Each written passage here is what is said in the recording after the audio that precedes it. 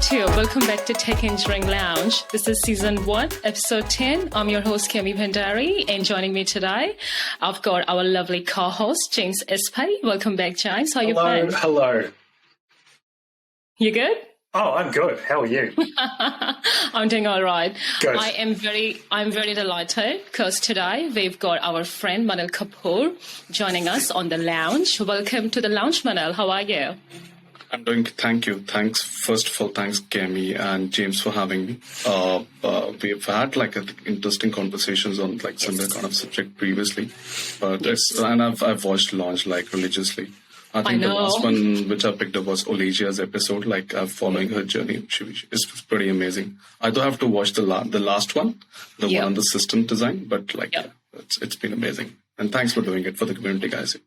Oh, you're so welcome. I just want to introduce Manil before we talk about what the topic today is. So Manil has an incredible amount of experience in test automation, software testing in general. But what I love about you is also you are also quite an avid community builder.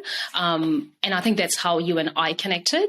You are probably one of the most active members within the Ministry of Testing community in Auckland. And you organize meetups and talks all the time, and you were also one of our panelists in the New Zealand Testing Conference panel this year. That's amazing. Thank you for doing everything that you do. And I think for me personally, I would rather have people on the lounge who build communities, because that's what James and I do. Everyone does their normal jobs, 9 to 5. But we wanna celebrate people who are helping out others grow.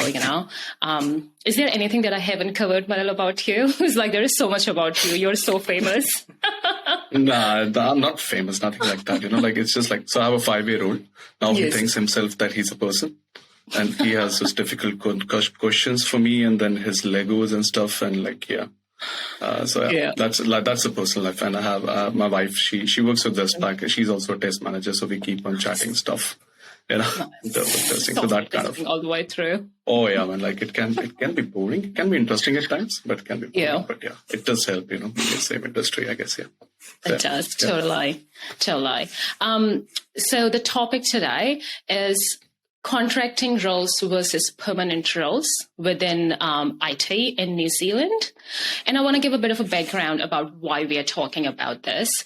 So a few months ago, James hit me up. He sent me a message asking if I had any tips for his mentees that were trying to move to contracting roles. And I've been asked that question a few times before, and that actually really got me thinking.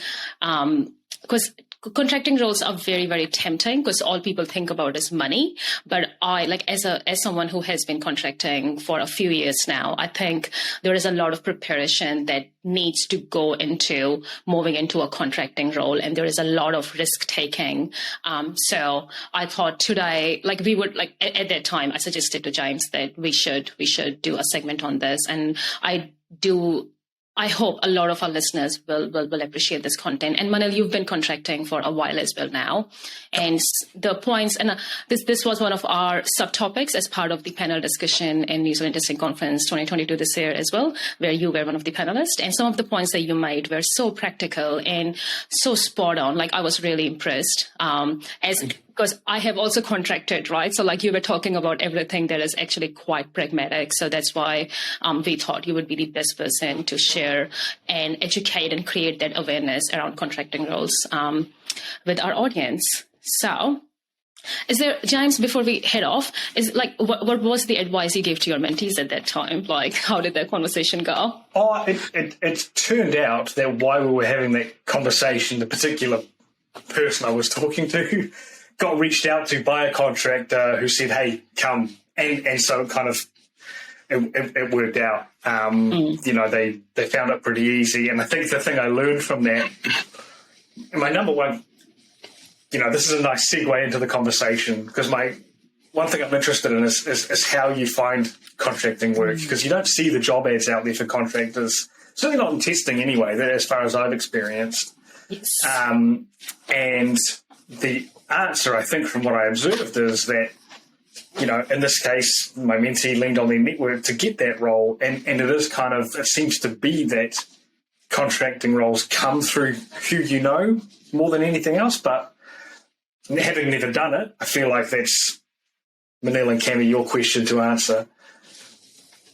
Yeah. Manil, do you want to take it? How do you find contracting roles? Yeah. I would say so. So if somebody comes to me, how to find a contracting role, I would say is like go to LinkedIn, update your profile. There is an option in profiles that you can set through and say that you're looking for contracting jobs, open to work and looking for contracting jobs. You can also put in a small snippet of you have these sort of skills that like test automation, JavaScript, background, web driver, playwright, whatever. And then so that recruiters can target you accordingly. One, and then definitely talk to your friend who has been contracting with time and ask them what other other recruiters that they have got in touch with. Start adding recruiters on LinkedIn.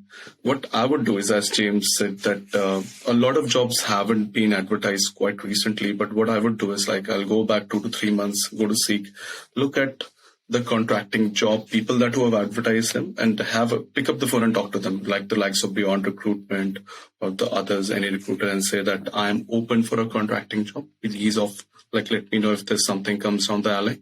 And yeah, definitely have to look at the LinkedIn every now and then, because the recruiter might post it on LinkedIn straight away and get like a reply in 2 hours rather than going through activity of posting on Seek, paying money to do that. These days, a lot, like 90% of recruiters get their contacts through LinkedIn, other than the ones who get from contacts of contacts. So, and then build up contacts, go to the meetups, Ministry of Testing meetups, obviously. You find a lot of people. And New Zealand Testing Conference. New Zealand Testing Conference. Shameless plug. That's okay.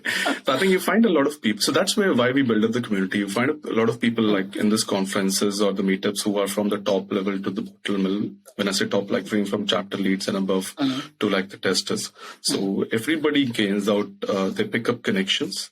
And the other thing is that when you go to a meetup like that, just try talking to a few people. They're getting so that they get to know you and they know you. Okay, this person is looking for a job and he has X and Y skill set. Why? And people are happy to help. Like it's like you will send emails to 100 people. You'll get a response back from 20, and 5 of them would be happy to lend a hand to you, have a coffee with you. So also start chatting to certain mentors like James has been particular, Camy is there. There are a lot of other people who will be happy to tell you their own experience of job searches.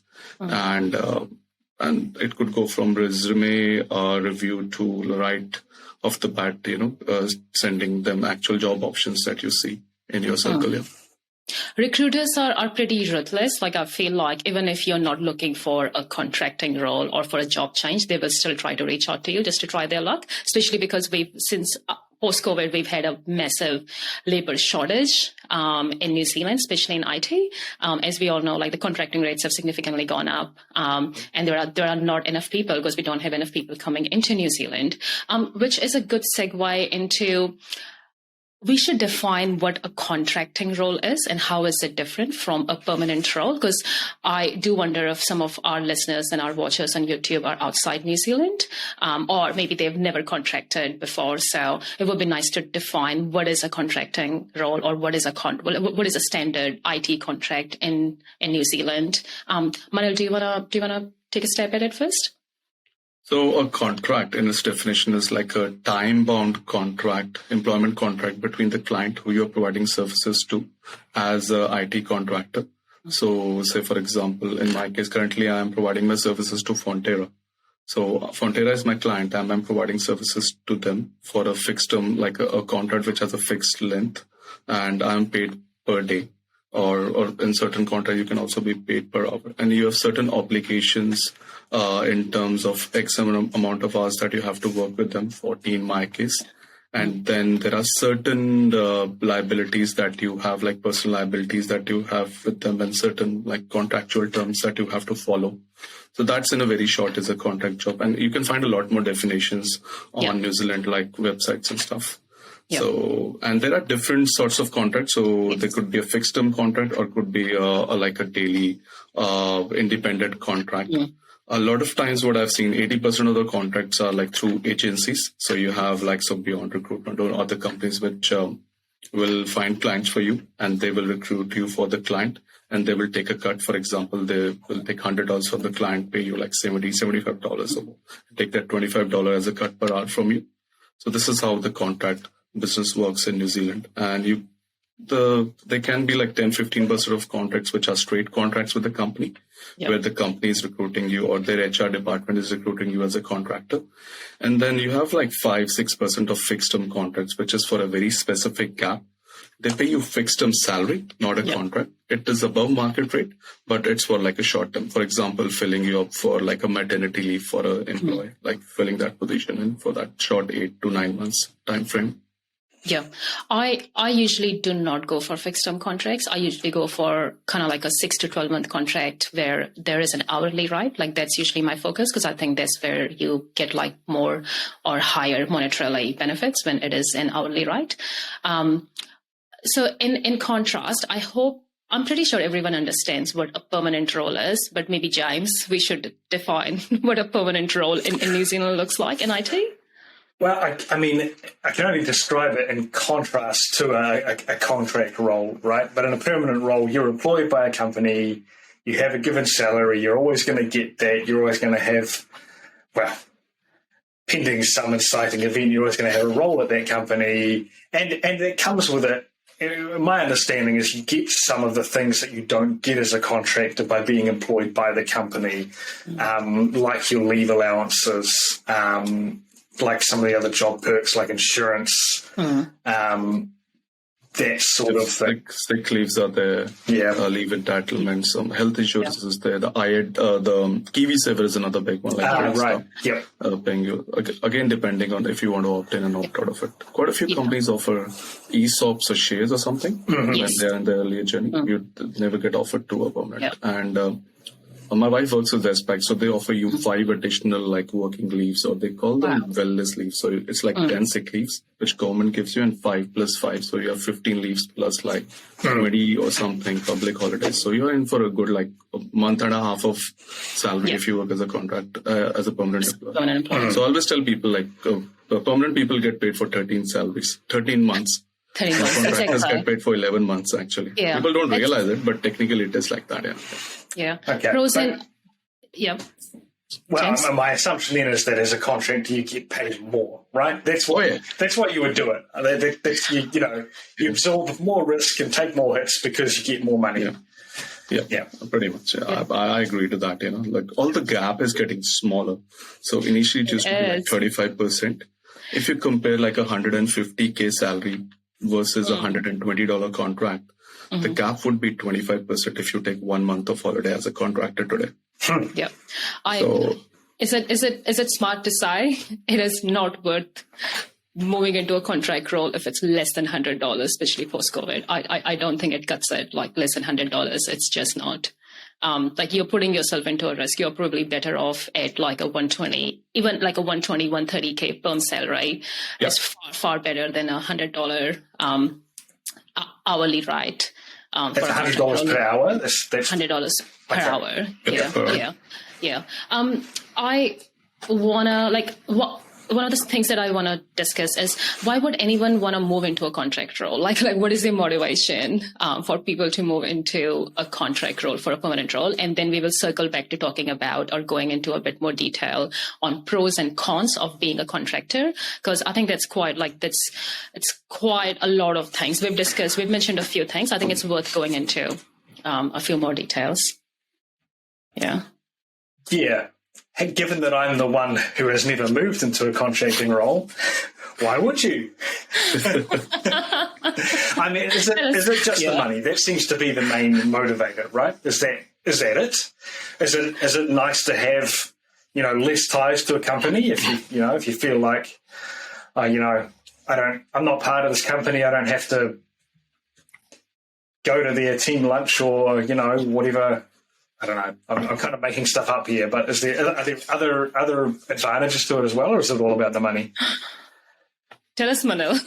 Why are you? I guess to be honest, like if you survey 100 people today in New Zealand, 95 of them will say straight off the bat, money is the reason, because they have a financial milestone to take care of. But having said that, people who have been contracting for last 5 to 10 years or even more, they will say it's flexibility. They can take holidays between contracts. Yep. So that you can finish a 3 to 6 months gig and then work off, do a renovation of your house if you want to, or just go on a big holiday, to on a cruise or something. If you don't have a lot of financial obligations, obviously. And then other part is people are their own boss. A lot of people don't like being directed to work. They know what they will have to do when they come into a business and finish their work and go back. Funny enough, somebody mentioned me one of the other person, they hated doing the performance reviews every 3 months. Yes. OKRs and stuff like documentation, blah, blah, blah. So they just hate it. They just hate filling in stuff about themselves in third person. That, hi, Manil was good in XYZ. Blah, blah, blah. So, yes. If this is going to get me out of performance reviews, I'm on board. Sign me up. Huh. Brilliant. Yeah. Okay. Yeah. But, I mean, different people have other side is people like to see change, because sometimes they think that the job they're in, it's tied to a particular industry. Say you're 5 years working in bank, or you want to venture out into telecommunication or into insurance. Contracting could be a good way to just test the waters. You can take a 3 to 6 months contract and see insurance industry. Oh, it makes sense. Oh, wow. It doesn't make sense. I want to go back to the bank. So you can take that chance to move into a different industry also that way. So it's just not about the skill set. It's about you can direct yourself into different industries. And then you get a lot of experience when you talk to different people from different industry and different mindsets. You network a lot. Not that, James, you don't network being where you are, because you have that full blog that you do and you chat to a lot of people and you have a mentor-mentee network. But it's very difficult to do that as part of permanent job, because you have a defined role. You come in 9 to 6 or 9 to 5. You go back. Yeah. Yeah. Okay. Interesting. There's pretty much everything, Manil, that you said. That's pretty much every item on my list as well. For me, definitely, the biggest motivation to move to contracting roles was because I wanted to pay off my mortgage by the time I crossed my mid-30s. There was I do not want to have children before I've paid off my mortgage. So there was a massive motivation for me in my late 20s. And that's why I've been contracting. Also, what I've realized as I've become a senior in my career is I really don't enjoy office politics. As a contractor, I think when you're a contractor, there is a massive focus on you being an individual contributor. You have to have really great technical skills. You have to get along with people. Otherwise, your contract is on the stack. Because with contractors, there's only 2 weeks of notice. And sometimes companies will find anything to actually let you go if they do not like you. So which means you have to bring your A game, to work every day. And I think for me, that's been that contracting attitude. You come to work, you're a great individual contributor. You also are a great team player, because you have to and you get stuff done. You stay away from office politics. You focus on what you can achieve today, because you only have you can be let go in 2 weeks. And there have been situations where my contract has been let go with 2 weeks, because there's this 2 weeks is the standard notice, right? And when they do let you go, they cannot renew your contract anymore. They will give you 2 weeks of notice and you are out of there. So that has been my motivation. And I do believe I've become more of an individual contributor, but also a good team player, while all this time that I have been contracting, because I have to be at the top of my game if I want my contract to be renewed. I think I also kind of got tired of the performance review stuff and everything. When I was a perm, I was just I just can't be bothered. It's just it doesn't even matter if you're among the top 25% of performers or the top, right? In New Zealand, I personally feel your salary rise or your bonuses is just nothing. So I would rather do a contracting role rather than having that conversation every year with my manager and I still don't get anything. Also for me, again, going back to politics, I did not want it to move into leadership roles because of the politics and the extra responsibility and the fact that you never get paid enough to take care of other people, other adults. But I still wanted to make more money. So contracting was the only option for me. It's just like, okay, I want to make more money, but I don't want to climb the corporate ladder. So let's move into contracting role. I think that's what's on my list. Okay. Do you find then, so I agree, like being sucked into office politics is undesirable. But then as a contractor, at least on paper, you're on the outside. Do you find then that you're not considered as part of the team, or you feel like you're missing sort of that team aspect of what you're doing? Depends on at what places you contract at. Majority of the places that I have worked in, especially BNZ, they have a great inclusive culture. Like they treat their contractors and their permanent employees pretty much the same, except like they have to follow the obligations that you have on your contract. But like when it comes to like my teams, and I worked through like several times at BNZ, I've never felt like I get any special treatment.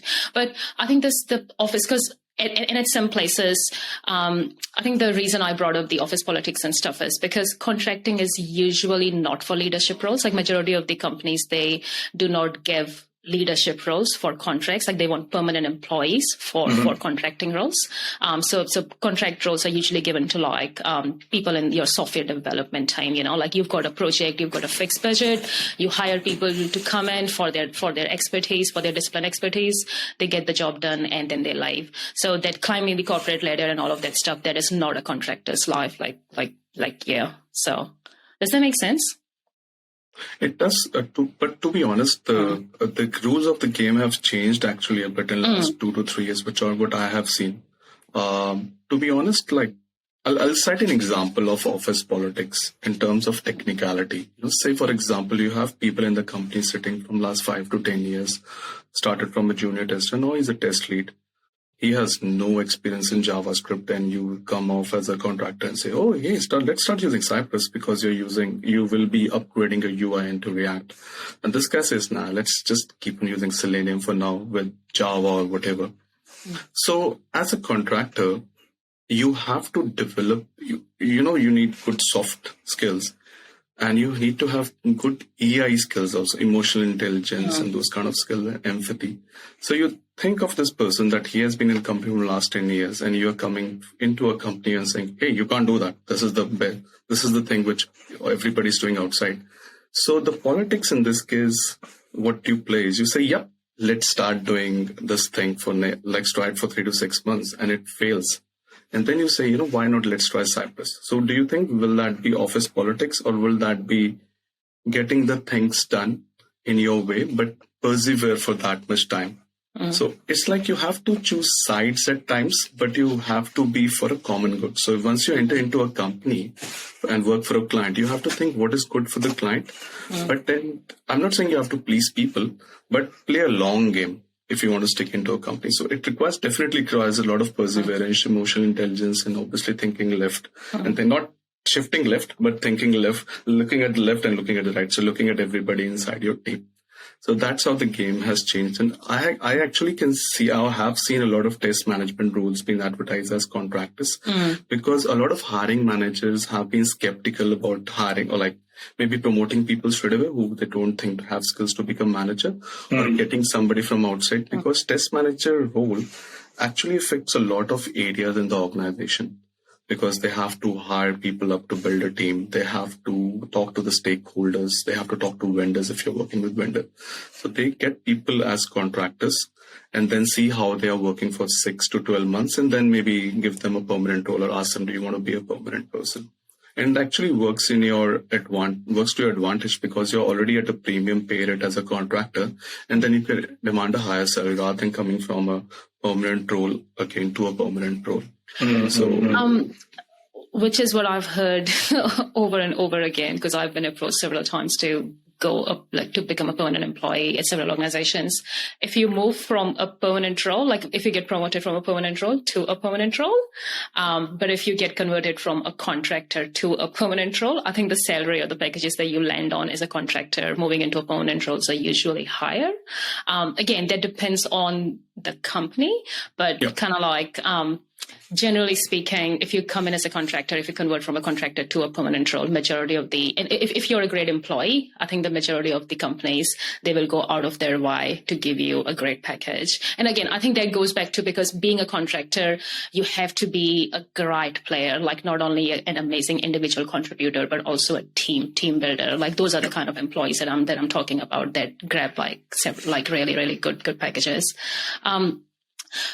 And within engineering roles, I think a lot of my developer friends with like 20, 25 years of experience, or a lot of my friends within the quality engineering space, a lot of them have intentionally decided to stay in contracting roles because they just want to keep doing what they are doing. And I think also, and we've talked about this in the past, in New Zealand, majority of the companies, they cap the salaries. So as a senior developer, maybe you can't go above 150, or the maximum like a company in New Zealand will push is like 160, 170, 180K. So a senior developer with 15, 20 years of experience is like sitting at the same salary because he's reached the pinnacle of the salary band. And to be able to make more money, now he has to move into an engineering lead or an engineering manager role or into a manager role, which they're not interested. So how do you make more money? But you still want to make more money. So now you move into a contracting role where you can make $130, $140, even $150 an hour, and you still get to hone your technical skills. And you don't have to sit in meetings and all of that stuff. So I think I am in that boat as well. Like I'm in a non-leadership role, and that is why I have chosen like this route. And I have a lot of friends who are still like with decent amount of experience, decades of experience in engineering roles, just because they want to make more money and they love what they're doing. Yeah. Fair enough. Yeah.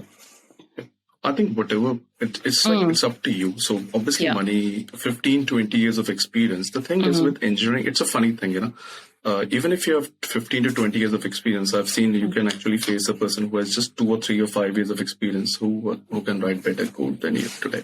Oh yeah, totally. Who has a better thinking pattern than you. So if you put a 5-year-old plus a 15-year-old experienced people, sometimes they can be same people. It's all about a 15-year-old would have gone through multiple implementations, multiple work environment stuff, conditions and stuff. So they will put that experience into play when they're working with a team. And yeah, definitely when the salaries are capped at certain companies because they just can't pay you across the board. Like James now being an engineering manager, he understands budgeting better, I guess, at how the budgeting works. Now he understands. I wish I didn't know. Ask for like 20%. Yeah. So yeah. But I think the thing is, permanent job or a contracting job, you should always think about moving the needle. Are you putting a difference on a long term or a short term for the client that you're working for? Because that will indirectly put a difference to your stature also, or your brand. As a contractor, you are your brand. Yes. Or even for that matter as a person. So moving the needle part should always stay in your mind, that are you moving the needle? Are you taking certain responsibilities of your manager and helping him out with things, or your teammates? Because as a contractor, to be honest, even if you're paid premium, today you can't just say no to creating a test strategy. Creating a test plan, requirement traceability metrics comes back. Increasing test coverage comes back. Forget about increasing test automation coverage, implementing frameworks, patterns and stuff. You just have to produce results. So yeah, so you asked for a lot of other skills as compared to technical skills. And then I think with time you should, other than the soft skill, you should also be now good at analytics to produce stuff, results. When I say produce a good, nice PPT to show you analysis of things. So the game has been changing, and that's why I think we are seeing increase in dollars per hour for contracting. Yeah. And it can just go away. It'll just get, I think 130 might remain 130 for like 5 years. For like 5 years, yeah. And you keep on negotiating with the employer. Okay, please increase $2, $3. So that's another. So coming back, like increasing your salary or increasing your hourly rate as a contractor could be a very difficult conversation with your client. Yes. Because you're dealing with a company who actually sends your client every 6 months to a year that please increase your pay rate because we put this person on you with a very little, like a margin, like $5 margin. So they will get the $5 increase. But when you talk to them, they'll say, no, sorry. You're already above market rate. Blah, blah, blah. I have fought tooth and nail in the past for just a $5 increase to my hourly rate, and I have given up. And the strategy that I have settled in is 1 year contract, 1 to 2 year contract. Because if I jump next year, I will get I'm not going to jump, especially if the current vendor is happy to renew my contract. At least I have that job security that, I've built their reputation over the last year. They are going to renew my contract for another 6 months or 12 months. But if I jump, now I get the salary rise, and I start looking at that. I start thinking in my head and having those conversations with different recruiters, even 3 to 6 months before my contract is about to expire. Let's talk about pros and cons of being a contractor, because I think that's a pretty good topic. Contracting is not for everyone. There is a massive risk taking that goes into being a contractor. And it doesn't work for a lot of people. I know a lot of people who move to contracting roles just for the layer of the money. But, I know people whose contracts have been killed within the first month of them moving into a contracting role, in the amount of anxiety and overwhelm and fear, it creates, especially if you're a single income household like me. It's too much pressure, especially if you've got young children to provide for. It's a lot of anxiety and pressure. And I think this is where I would encourage people to kind of look at the entire big picture and decide what's best for you. So let's just go into it. Pros and cons. Is there any more risk, though, than a permanent role? Because we're seeing more and more people getting laid off from permanent roles that may have, there may be a longer period for them to find another job and that sort of thing. But ultimately, contractor or permanent, at the moment, your job can be taken out from under you at any time. But do the risk profiles match up? Is the contracting still something you consider much higher risk, or is it dumbed down somewhat? Contracting is definitely a much higher risk, to be honest. The one problem which I have seen, I've also been a part of that problem. I myself, I can say I've done that. It's you kind of oversell yourself sometimes during an interview. Especially in a contracting interview, they will have a test for you sometimes, or sometimes it'll just be a discussion. So just don't oversell and just say that I can do everything. I'm a Superman. So because that's how you get a premium rate, because above market rate. And when you have to prove that after first week, once you get all your accesses, everything is done, then James SP will come. Hey, why don't you create that AWS Lambda job that you were telling me in the interview? Or why don't you choose to pick up the POM-based frameworks we have and put them into actions and other patterns? What you were talking about visual test automation, but I can't see that anywhere you're implementing. Does that make sense? So basically, these are the examples of the things that people, if you in testing. So I would say that if you're going into a contract first time, just be really measured and tell them this is something which I bring to the table, but this is I'm good at, and I'm happy to learn. So that's the attitude a contractor should bring in. Anxiety will definitely come. As James pointed out today, you feel anxiety going into any new place. Today, when I go to my kid's school, I'll feel, should I talk to this teacher? What she will say. So anxiety is the part of it. I would say just meditate. Start meditation 15 days early before joining a new contract. And one caveat in the equation now is that if you get a long-term contract, you always have 1 month of notice. I've actually signed up a contract for 1 month notice period. Okay. So that's another one. So that gives you a bit of cushion these days. I'm not sure, Camy, in your case. It's interesting, yeah. It's 1 month. 1 month notice is very interesting. 1 month notice because I have never heard of 1 month notice. It's usually 2 weeks, right? It's becoming a norm because think of it that because you have less pool of people in contracting also, so it's hard for them to replace contractors. And as contractor, you take a lot of IP away. Yeah. So coming back to pros, obviously money is there. Then you are your own boss and you have flexibility. But then when it comes to the con, and I won't say con, before starting a contract, you should definitely talk to people who have been career contractors. You should understand finances. You should be finance aware. You should know how to calibrate your finances. You should straight away save 6 months of the salary increase, or you should calculate your fixed expenses right off the first day before contracting and say this, 6 months of the finances of my fix will be saved going forward. Only then I can take good breather and that the anxiety gets lessons, because say a good manager like James might extend you for 6 more months, but somebody like me who is very skeptical said, no, if you're not providing services, you're knocked off, mate. Sorry. So at that point of time, you never know, like you might not get jobs for next 3 to 6 months, especially in this environment. You never know how things might change. Today itself, I was talking to one of my friends who has been an engineering manager in a firm and he's got laid off. So I'm not talking about you, James. Okay, well, I hope not, because no one told me. Yeah. So he's in New Zealand. He got laid off, so he's thinking of moving to Melbourne. So things can change very quickly. Yeah. So that's first con. Things can change pretty quickly. Second one is financially you get hit a lot. As I mentioned in my chat the other day, you have to be like a boxer who should ready to face punches. Yeah. There's a thing called provisional tax, so you have to start paying your tax upfront in the second year as a contractor. So you have to budget for that. And the third thing is, as a contractor, so there are few cons, but the thing is that it makes you more financially aware also. Exactly, it does. Edge with your expenses in the long run. And I feel that it's like an all-round package. So best thing to work out is like you sit with a good accountant or sit with a friend who has been contracting for a long time. Don't go for a cheap accountant to start with. Go for a good a person who can save you money and can also explain you where how will this money help you and where this will land you. And also can save you from your GST. We get paid GST as part of contract, so I can help you save some GST money also with time.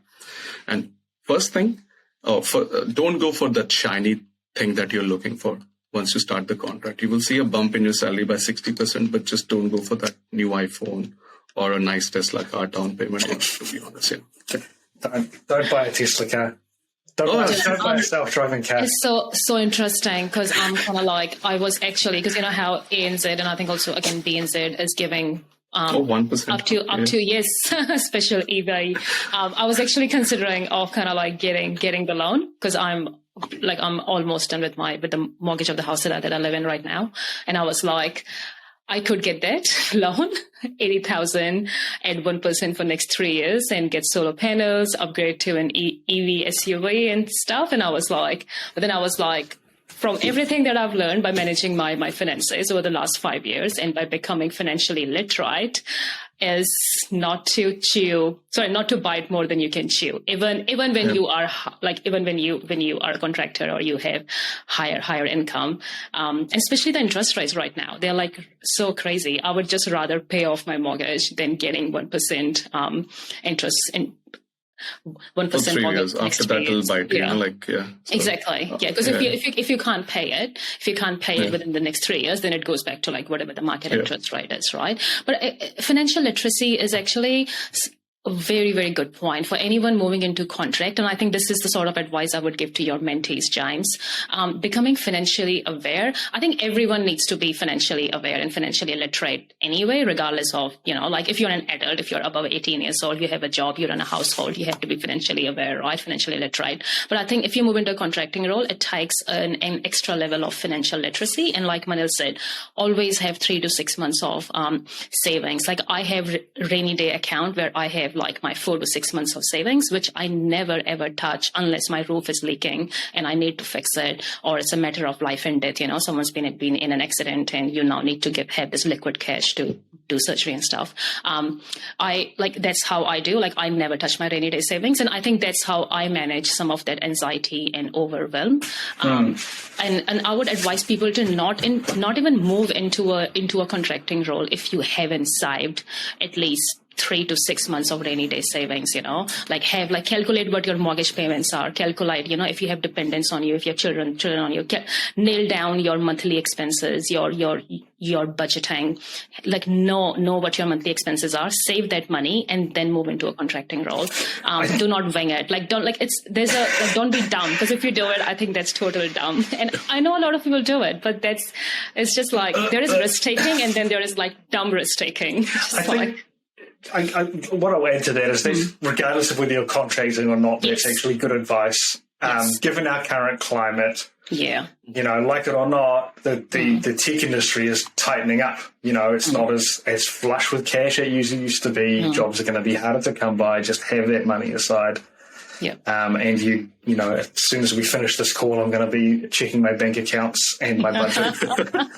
So this is very timely. Thank you for your advice. Yeah. I have watched Sure, Camy, sorry, go ahead. Yep. I have watched every Dave Ramsey video on YouTube. I've read Barefoot Investor, and now I'm into like property investing. I've got a rental property now, so now I kind of like spend a lot of my time educating myself on like property investment, because as you guys know, anyone who's moved into property investment over the last couple of years is now like in a lot of deep shit because like because the interest rates are so high now, everyone's having to top off their investment properties. But that's I think that's how you evolve in your financial literacy, right? Like you nail your own personal expenses first, you nail your family expenses first, and then you nail your business expenses or your property investment expenses. Yeah. I think technically few positives that you can get from a contracting job is you actually are pushed to actually quickly upskill yourself. Yeah. You are pushed to take certain courses at times because you know that you have to produce a DevOps pipeline asked by James in 3 weeks' time. So you will be taking up that course, a Cypress course or a DevOps course on Udemy, and just like trying it off. So it mentally pushes you. So that's where if you have a routine of upgrading your knowledge every month or every quarter, that's where that anxiety lessens, because you know that you are ahead of the game in terms of your knowledge. And then you also are contributing to the company. So your manager, whoever is employing you, will be very happy with you. And because you'll be producing results for them. The sweet talk, gone the days only sweet talk will extend your contract. You have to show some meat, to be honest. Today, contractors actually in quite a few companies have capability to actually steer the company into a very good direction, in the right direction, because of wealth of experience that they have. And it's good to work with, so I've worked in one of my previous contracts, I worked with a person who was really hard. And initially I thought that this is one of the worst contracts I can ever have. But now if I think about it, I was a part of the problem, to be honest. And that made me learn a lot, that this is how I should structure my work. This is how I should work. So you should have those times where you work with people who are really hard on you, and people and good companies also, because only then you'll be able to relish the good ones. And it's because I have a 5-year-old now, I can say that thing, like if I am hard on him now, only then he'll be able to, be a good person to start with. So, that's actually really great that you said that, like, because that shows self-awareness. Like you said you were also the part of the problem. And I think that's something that I have learned as well as part of contracting. Like my self-awareness has increased a lot, because if I'm not nice, my contract's not gonna get renewed. So I have to be nice. So I feel like not only my technical skill set, like my individual contribution, but also my self-awareness has gone up many folds, which has made me more emotionally intelligent. So I am much nicer to be around. I think in my earlier years, when I was a permanent, I used to be probably more arrogant, more dismissive. Now I'm like very aware of not being arrogant and not being dismissive, because you have to be, because at the end of the day, I want my contract to be renewed. I want to pay off my mortgage. So nice. It makes you a nice person. It does. It totally if you think about it, you don't need to listen to those gurus and stuff, like it just. But it becomes a life skill. If it becomes a life skill and habit also. Yeah. Totally. Because otherwise you can be at the same job, like on the contrast in average permanent employees. I think there are like amazing permanent employees. Again, a great employee is a great employee, regardless of a permanent position or a contracting position. Like we have so many, I have so many friends who are permanent employees and are like freaking amazing, so much better than me. So great people are just great people, right? But if you compare an average contractor to an average permanent employee, I think contractors are pushed more in pretty much every area because of the nature of the job. And at a few other places that I have worked at, contractors get fired for underperforming. Like I know at one of the other banks that I used to work at, I know someone who was let go. Not just one person, several people were actually let go within the first 3 months of their contract because of underperformance. That's very common. And as someone who has been contracting for a while, I do believe that the contracting bar is like up here, like it's way higher than like your permanent employees. Like if permanent employees are performing over here, contractors should be performing over here because you get paid more. Like it makes more sense, right? I kind of agree. I don't want the message to be, hey, if you want to be an underperformer, become a permanent employee. Oh, no. I'm glad you called it out. Yeah, perform whatever you're doing, be a good performer. But Yes. But to be honest, after COVID, because of the resource crunch, now companies have, I won't say they've gone easy on contractors, because it's like they want to find people to do the work. They have to find people to do the upgrades for them, or, like move on to newer technologies. So people these days, a good manager will not make a distinction, or at least not on the surface area will make a distinction, but say that like he will try to hold the team, stitch the team together and make them work together to produce a common aim. And as contractors also, they have given ample time to learn on the job and perform, because they come up with that attitude, and then actually they prosper that attitude in the team also. I've seen good teams, they are gelled up with permanent and contractors, or they just don't think of them as contractors or whatever. Because end of that, it's a business expense. For a permanent employee, he or she is just working with somebody. And if they can learn from that person, and as contractor, you should be able to, help people out also, and obviously learn from them, their good skills, and just so it should be a happy marriage. That's how you should approach the job. Not again, as I said, not being a Superman.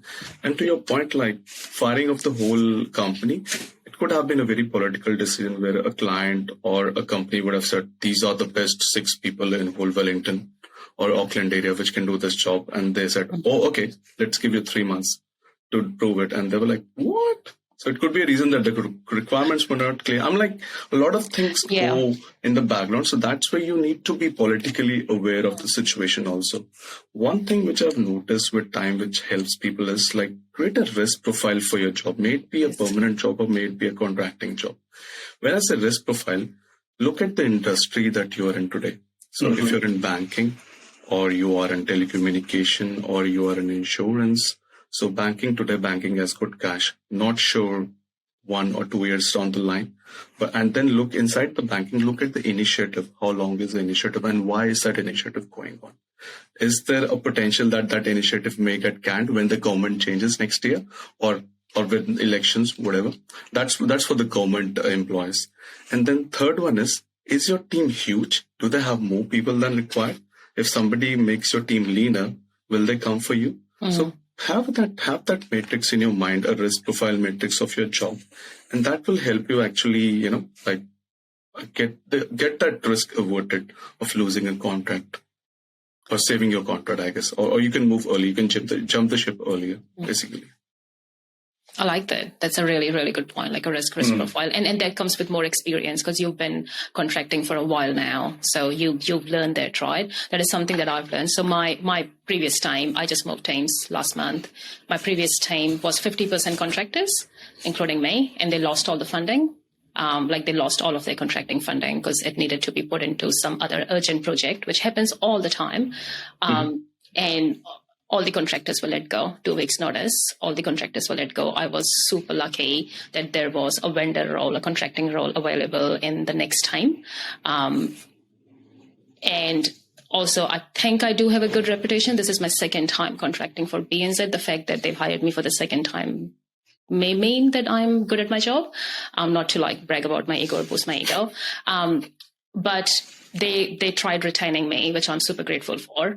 And I think this is where that risk profile, but I knew from the get-go, because this is my second time at BNZ. I have been let go before because they lost the budgeting, they lost all their funding, and and this is where I think contracting roles are higher risk profile, because all contracts come to an end because there's a fixed budget and it's only for a fixed number of years. And that budget once that budget is consumed, people have to go. Whereas for permanent employees, I don't think that's how the budgeting works for permanent employees. And the reason companies hire contractors is to manage their books, because permanent employees, it is you have to pay their salaries, even if you don't have projects, you just can't fire them. You have to go, you just can't declare them redundant. It's really hard to declare them redundant. I know that happens, but it is quite hard. Whereas with contracting, 2 weeks of notice and you're out. Yeah, I think I've kind of like lost my train of thought now. What I was saying, but it is a higher risk profile, and this is where being academically intelligent, which is like constantly and consistently upping your technical skills or your discipline expertise helps. Like you were saying, Manil, sign up for Udemy courses, kind of like constantly upping your discipline expertise, that helps, and also the emotional intelligence side of it, like being more empathetic, creating that risk profile. I think that is a pretty good, like, because you want repeat contracts. Like if you can contract for one term, but you want repeat contracts. Like for me, I've had my mortgage goal. Like to be able to pay off my mortgage, I need multiple contracts. I need to contract for like at least 5 years to be able to pay off my mortgage. So I need repeat contracts. And how do you get that? You constantly up your skills in all the areas. One of the other things that I do want to touch upon is, because so many people get it wrong, right? I personally haven't so far, because I was already aware coming into contracting, is your end of year taxes and your accountants and stuff. Because with contracting, I think a lot of people choose to pay their taxes at the very end of the year. And then all of a sudden they have like a massive, like a 30, 40 grand, or maybe even in a lot of cases, like 50 grand bill that they didn't really account for. So be aware of that. Like if, for example, if you make $100, if your hourly rate is $100, that $100 is before your pay, before your tax, before your TV saver contribution, before your ACSA. So that's like there is like what you take home after all of that would probably be like maybe $55, $60 or $70 in the best case. Whereas for a permanent employee, all of those things have already been deducted from their salary by their employer. So, like you said, Manil, having a really good accountant is really, really good. Someone who can also educate you. It's just, so for me, I think if you're starting to contract, you should actually talk to a good accountant in your own origin. So if you're Polish, a Polish contractor, sorry, a Polish guy joined today. That's what the example came. So, because they can relate to you and your expenses, a same origin person. Not being racist, James, at all, but I'm just saying that because they can relate to your expenses and they can tell you ways to, how to overcome things. And a very good contractor and a chartered accountant can actually build a plan for you to 2 to 3 years. Like Camy said, that they can actually build a plan for you on how to finish up your mortgage or how to buy something that you're owning for. So this is the kind of stuff you want to look at before you move to a contracting role. Because if you do not get this right, there can be a lot of unexpected cost, but by the time you get to return, like file your tax returns, there could be quite a massive bill. And if you haven't saved enough money or if you weren't aware of it, that can actually put you into a lot of debt. And not to mention that there are penalties if you do not file your GST on time, if you do not file your end of year tax returns in time, there are heavy penalties for it. So just be very mindful, like educate yourself on all of those things and talk to your friends who are already contracting. Like they are the best people, because they've already been through the same journey. The thing I'll add is that I use Henry, but the amount of invoices I'm putting through Henry is pretty small. I do some mentoring and stuff on the side. I don't have a need to go and learn complex tax stuff. It does the stuff I need to do for me. So for things like that, I would I think it's great. I love it. It is. It does exactly what I need it to. But and in my case, it wasn't because they don't do business. I don't think they do business account yet. So which meant for my personal and for my rental, I think I could use Henry. But then for my business, I had to hire an accountant, and that makes it quite complex. So I was like, let's just hire an accountant that's qualified to do business accounts and rental properties and personal accounts. So yes, and there's like knowing what your financial assets, like financial literacy, right? Like that's self-awareness about your financial assets, like how many assets you have, how many liabilities you have. That's very, very important. And the risk appetite here. Exactly. Just to add to that, I know 1 or 2 people who do their accounts themselves. So there are IT engineers, software engineers, and they do their accounts themselves. What's your take on that, Manil? Have you tried doing it by yourself? Because I have tried and I have given up. Like I'm like, this is a very, very serious thing. This is like this is good 6 figures of amounts that I do not want to mess up. So I end up hiring really good accountants, like you said. You just say they go to the IIT. So the IIT actually does seminars year round. So you go to the website, they will do, I think they now again started the in-person seminars. Yeah. So your accountant, depending on their risk appetite, might not suggest you certain things that you can put in. Yep. Or so it's a weird, like, I think it's a discussion to have offline, but just to cut it, like I know people who do their own taxes and don't go for accountants, but they have been like a long time in this industry. Like, Yeah, that's the thing. For like 5-10 years. Yeah, I think that's the thing. If you're first year, second year of contracting, it's better to get an accountant so that you can learn, or even use Henry. Like use something like Henry that caps your expenses just to learn. And I think you're right. Like a few people that I know who do their accounts by themselves, business and all of that stuff. There are people who've been doing it for a long time, so they are like, when it comes to financial literacy and like accountancy literacy and everything, they're like up here, like top of the pinnacle, so they're qualified to do it. One of the questions that we had in our list was, how do you move up the ladder in contracting roles? Is it even possible? Like how do you, like, if you want to climb the corporate ladder, promotions and stuff, how in contracting capacity, like how does that happen? So see, one way is to have a good relationship with whoever client manager is you have. First, the client manager. When I say client manager, person who the company through you are recruiting to the client, and then have a good relationship with the client's manager. So say in my case, Fonterra is my client, but I'm recruiting through a client manager who is from A4 Consulting. So once the renewal chat comes up for your contract, say it is 1 year, like 6 months, and you feel that you are happy, they have a need of senior people, and you can go to the next level. So you can start the discussion with that. I need like that X dollars increase in salary. That's where the discussion starts, and they will say that this is what we pay to a senior tester. So they say, why don't you make me a senior tester at that point of time? And then that whole discussion, starts up. So you should always look for those sort of discussions to happen, because you just can't keep on being a test analyst and, think like 5 years of contracting, I'll become a test lead someday. Because you keep on getting experience, keep on like working in a place, providing them contracting services, improving your skill set. So that's the next. You should always think of moving up the ladder, even if you're contracting. So that is the best time to have those discussions when you're planning to increase the rate. Or you can just straight away say off the bat that, go ahead in the market and ask that, okay, is anybody looking for test lead contractors? Quite a few companies do hire test lead contractors, which kind of are technical test leads who build up the framework, set up the team, mentor the team, do some documentation, and So, and I've seen that in the last 2.5 years. I myself have gone from a test consultant to a test management role. This role is a very different in a big company like Fonterra. To be honest, there are not a lot of people reporting to me, but like things can happen, to be honest. Yep. To be honest, I know in this room, we have a person who has gone from test automation to a test practice lead to engineering lead, James. So anything can happen, Yeah. Yeah, I mean, I can't talk to moving up the ladder in contracting. I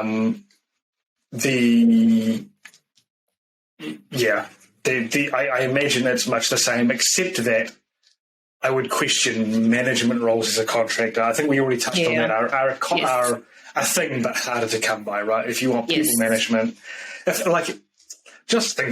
I'm hiring a contractor, I'm looking at them for IC stuff normally. Like that's kind of the avenue, but I'm sure there's loads of exceptions and stuff as well. What if your project management roles are like contract roles? So project manager is somebody you have to kind of rely on. And then once you make good contacts with somebody who is working as a contractor with you for like 5 to 10 years, you know what skills that he brings to the table, what connections.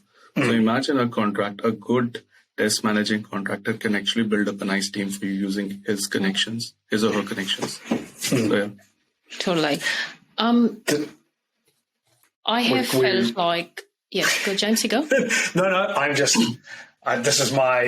we're coming up on 1 hour warning for you, Camy. I kind of knew this was going to be a long episode because there's like so much to talk about, unless, Manil, you're not getting kicked out of your office meeting room.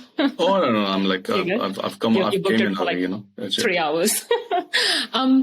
So majority of places in Wellington now, like the likes of all the big banks, Xero, Trade Me. We now have a lot of startups and a lot of scale-ups as well based in Wellington. Majority of them are steering away from hiring contractors in managerial roles. Usually those roles do not exist. Those roles exist. Majority of them are in ministries. Majority. These companies like the big fintechs and the big banks, they're still hiring contractors within the engineering roles, like which is where I am right now with BNZ. But if you want to become like an engineering lead or an engineering manager, I will be forced to move to a permanent role.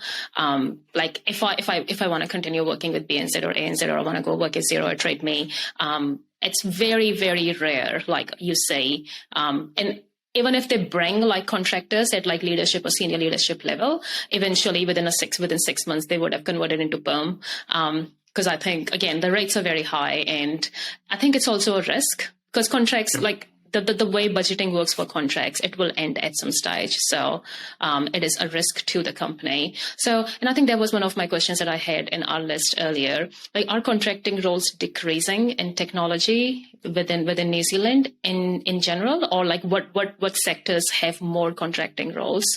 From what I've noticed, I can speak for Wellington. I hope so. Like, please take everything with a grain of salt that I say. I only speak for myself now that I'm more mindful. From what I've noticed, in my personal opinion, in Wellington, contracting roles are mostly for testers, developers, within the engineering category. There are some like project managers and test manager roles, but like even with like in banks, like we don't have any release managers, we don't have any test managers. We have engineers who are testers and developers, and then designers and product owners, and then we have the engineering staff, which is the engineering lead, engineering managers and their bosses and tech and LT. So a lot of those managerial roles have, like the middle managerial roles have disappeared. So that's, and like if I do want to keep, like I am in a weird situation at this stage because like, do I keep contracting? In which case I keep doing the same job that I'm doing, or if I wanna do more rewarding work and push myself, then I would have to move into a permanent role. You kind of have to chat to the people from different industries and see which. So there's a concept of OPEX and CAPEX inside industries. So the company who sees contracting as a long-term cost variable and they are not able to replenish it, they will give you shorter contracts, 3 to 6 months, 1 year contracts. It's a pretty interesting thing. Just chat to one of your managers about OPEX and CAPEX and how they see contracting. In firms where PMs, there are quite a few firms where PMs have like just contract for. The thing is that again, they are very well networked. They have proven their mettle in permanent jobs or with people who are heads of those companies. And that's where your networking works a lot. A lot of BAs I've seen are contractors, but they have that specific knowledge. Like for banks, say for example, if you have payments knowledge, you are one of the most niche skill to have because payment is the backbone of the bank. Then if you're a security architect today, it'll be very hard if you're looking for a contract, you'll not be able to get a contract. Say if you are like a person who has knowledge on streams and Kafka architecture and those kind of things. So that's where your skill actually comes into picture. And the other side of the world for the management roles, project management and BA and stuff. And for that matter, Agile and Scrum, that's where your network comes into picture. So keep on doing the networking, but find the right people to talk to also in your network. Find the people who are making decisions on those roles, who are getting the budget. It's good to talk to everybody, but you have to be very, decisive in who you talk to and who you spend your time in networking at times. Yeah. So, I gave my guide. I think like building their discipline expertise, because if you like, because I've been looking at like if I want to keep contracting, I could start my own consultancy. Then I don't have to go through like other agencies which take like $20-30 as like per hour on my salary. Like you remove that middleman. So I could, which a lot of contractors do, like they start their own consultancies. They're like now they are working as like fully independent organization. Like I could do that. Or I could move into a higher paying contracting roles, and looking at some of the highest paying contracting roles within engineering. I'm not talking about like management roles within engineering. I think it's mostly from what I have noticed. If there are any others, I would be like really interested to know. From what I have noticed, the maximum rates are for solution architects and for DBAs. And yeah, like if you're a solution architect, like it's pretty good, like you're like top of the market. Close to $150 to $180, depending on what sort of solution architecture you want. Even $200 an hour. If you're building a web services, Kafka architecture. Yeah. But the thing is, a lot of demand of. So, as a solution architect, it's just not about technical sales. It's about explaining people sitting in the room that you are spending $20 million on this and designing it for them and explaining them, So it's quite a few people. I've talked to a few solution architects over here. They said that half of the job is actually drawing stuff, visual diagrams, and then explaining people, and then a covering of risk and governance part of it. So you can venture into areas inside bank. If you can talk, you can, I think one of the questions you touched during a conference was what other than testing. So I said, you can always go into compliance and audit inside a bank. You can start becoming a BA, and they charge like anything, audit and compliance BAs, or just an audit and compliance auditor. You can actually upskill yourself or do a course in Victoria Uni. So it doesn't sound like a fun job to me though.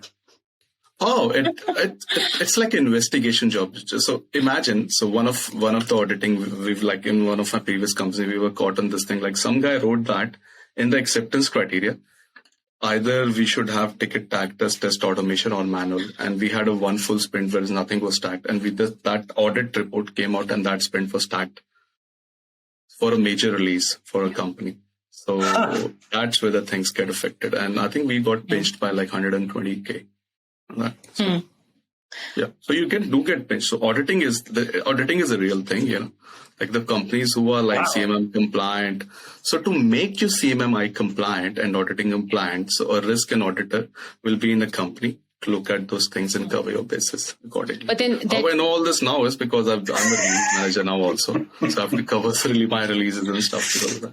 And I think that kind of becomes you're entering the stage where you're actually starting to. You're highly niched, you are very specific niche area, which I think a lot of enterprise solution architects, from what I've seen, they get really good rights, and it's a very niche area. To be an enterprise architect at a company like bank at BNZ or ANZ, you have to have an amazing amount of knowledge of not only of cloud, how cloud works or how AWS works, but how enterprise architecture works in general. That's super niche. Even DBIs, there's really, really good DBIs. You can't find those people, right? They're and that's why their contracting rates are so hard. And I think now, when you get to that level, I think you're kind of entering into the entrepreneurship. For me, there's kind of that's where if I had an amazing solution, I could just build my own startup, and now I can, now I can start selling that my solution to other companies. They're kind of you're blurring the lines there, which is amazing. Which I think that's the once you paid off your mortgage, you've taken care of your children. What's next? I can now start a company. I can build my own business, find a higher. Or I can have that nice wine, that $100 wine. I know, exactly. Or buy a yacht. Now we're talking. All right. to be honest, for Camy, I'll be honest. I think if you think about it today, or whoever it is, if you want to go to a particular role, just start talking to people and create a plan. I don't think it'll be a problem. Don't think of a solution architect again as a Superman or a superhuman. Oh no, totally. He was somebody like us. Just an example. And then he gained stuff, and gained stuff. And if you target today your mind to something, you can achieve it. It shouldn't be difficult. Which leads me into my last question, which I've saved for this entire segment, and I do believe I gave you guys a heads up. If I didn't, I'm sorry. It's a really important question, at least for my gender, women in contracting roles, because I think women, gender stereotypes, and women are usually the primary caregivers. You become pregnant, you have to go away on maternity leave.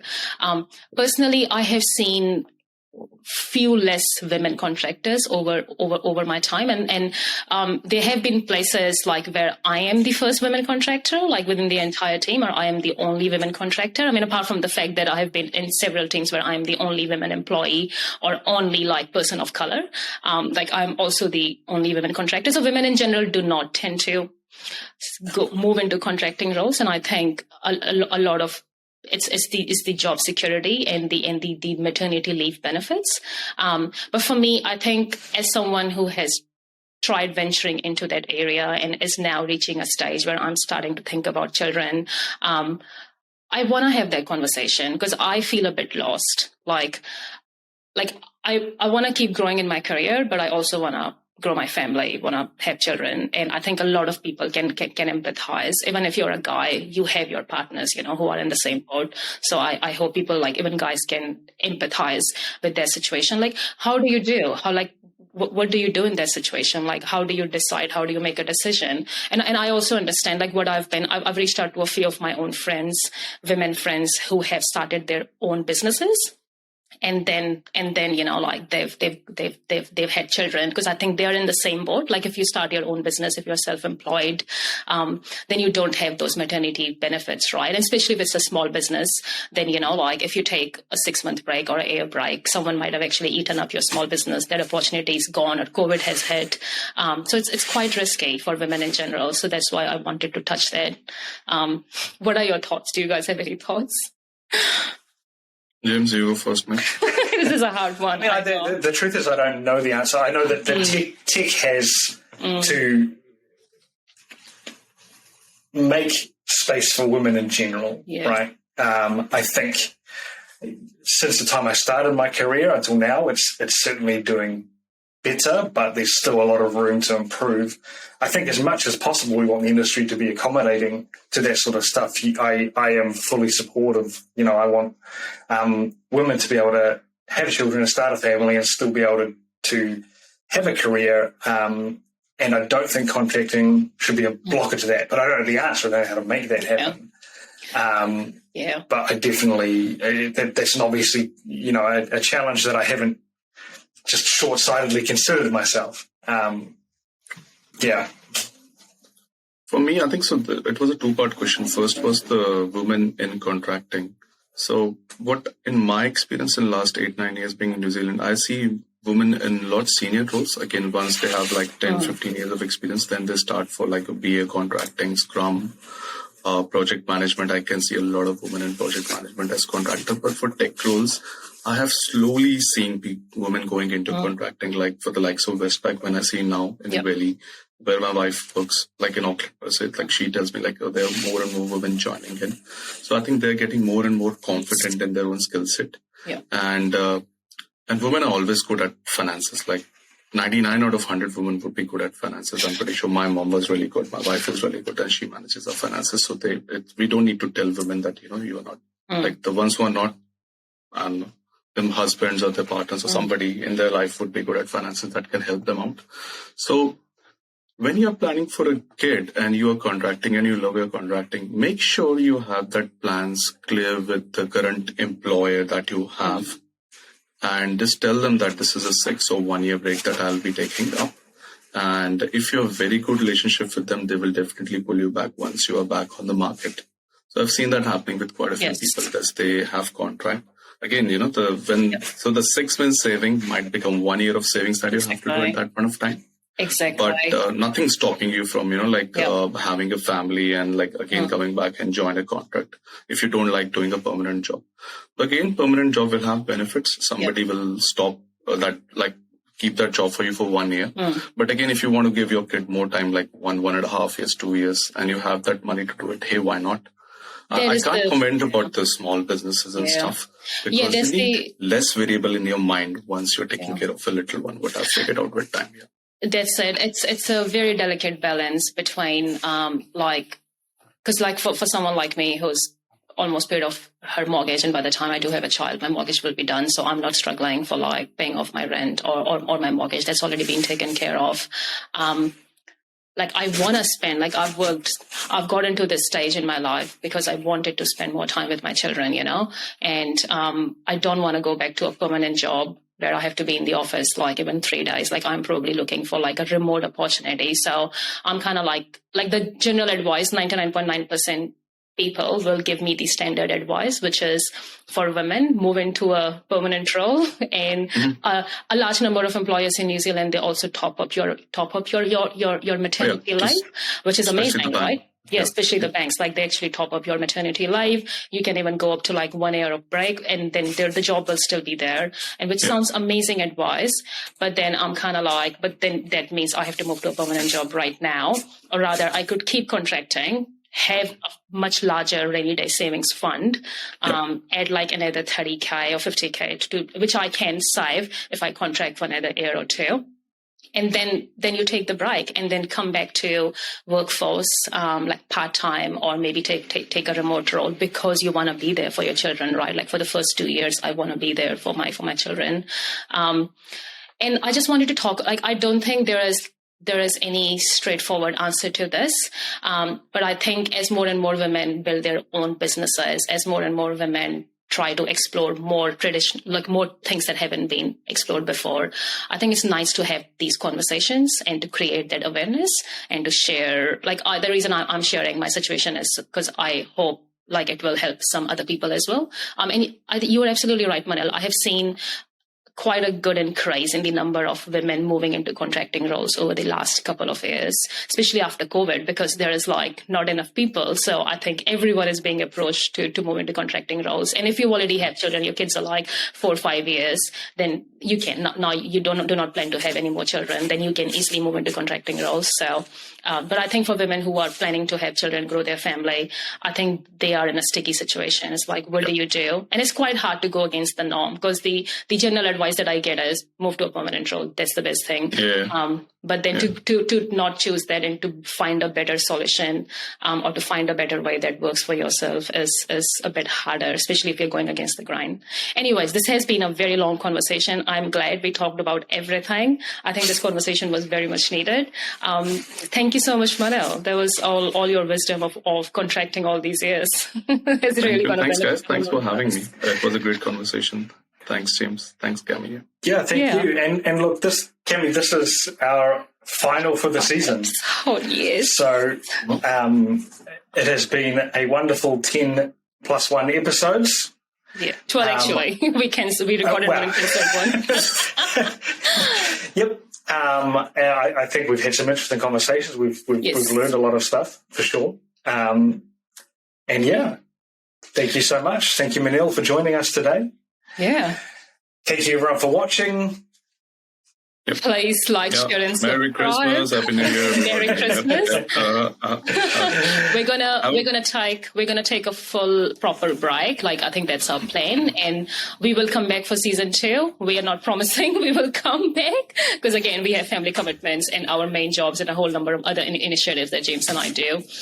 So we will take a decent break. I'm guessing at least 3 to 6 months, and James and I will probably do several sessions before we come back for season 2. And yeah, everyone have a great break. Have a Merry Christmas. Have a great summer if you're in Southern Hemisphere, or a great winter if you're in Northern Hemisphere. And we'll see everyone next year. Thank you so much, everyone. See you guys. See you. Bye.